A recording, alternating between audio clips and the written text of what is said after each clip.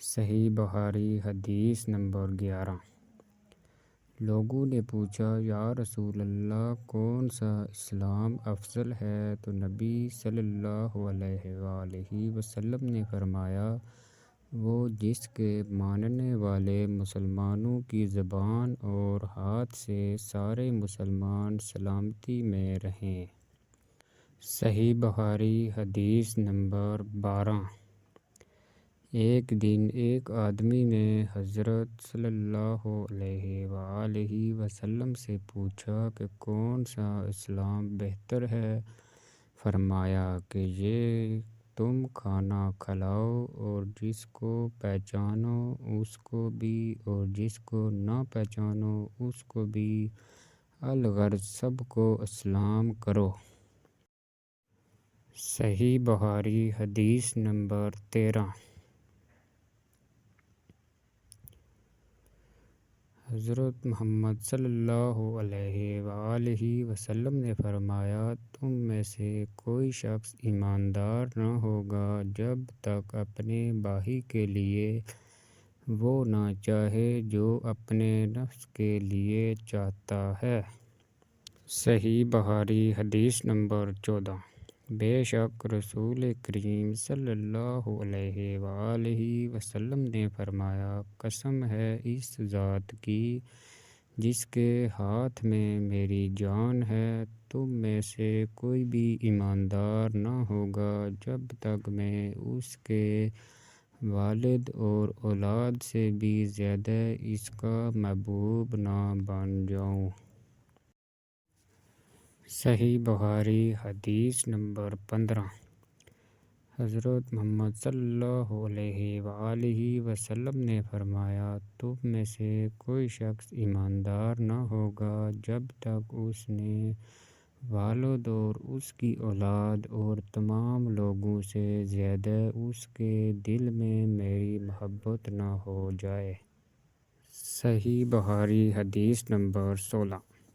وہ نبی کریم صلی اللہ علیہ وآلہ وسلم سے آپ نے فرمایا، تین خصلتیں ایسی ہیں کہ جن میں یہ پیدا ہو جائیں اس سے ایمان کی مٹھاس کو پا لیا۔ اول یہ کہ اللہ اور اس کا رسول اس کے نزدیک سب سے زیادہ محبوب بن جائیں۔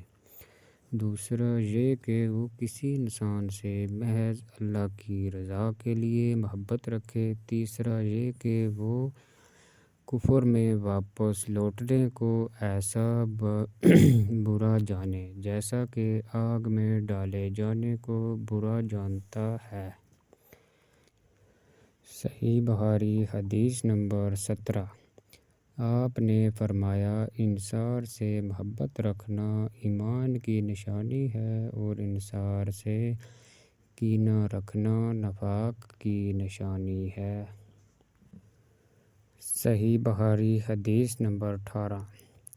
عبادہ بن صامت رضی اللہ عنہ جو بدر کی لڑائی میں شریک تھے اور لیلۃ العقبہ کے 12 نقیبوں میں سے تھے، فرماتے ہیں کہ رسول اللہ صلی اللہ علیہ وآلہ وسلم نے اس وقت جب آپ کے گرد صحابہ کی ایک جماعت بیٹھی ہوئی تھی، فرمایا کہ مجھ سے بیعت کرو اس بات پر کہ اللہ کے سوا کسی کو شریک نہ کرو گے، چوری نہ کرو گے، زنا نہ کرو گے،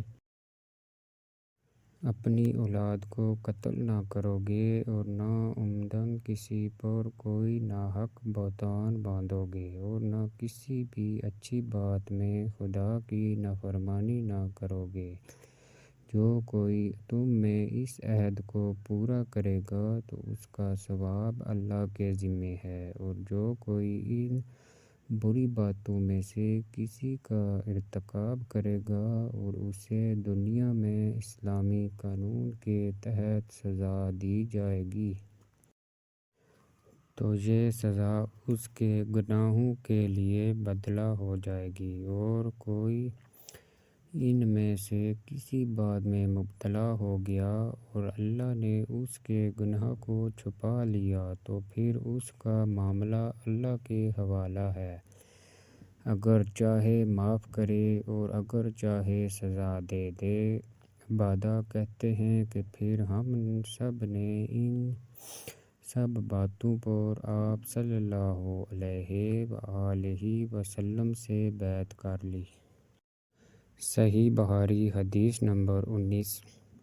رسول اللہ صلی اللہ علیہ وآلہ وسلم نے فرمایا، وہ وقت قریب ہے جب مسلمان کا سب سے عمدہ مال اس کی بکریاں ہوں گی، جن کے پیچھے وہ پہاڑوں کی چوٹیوں پر باسانی وادیوں میں اپنے دین کو بچانے کے لیے بھاگ جائے گا۔ صحیح بخاری حدیث نمبر 20۔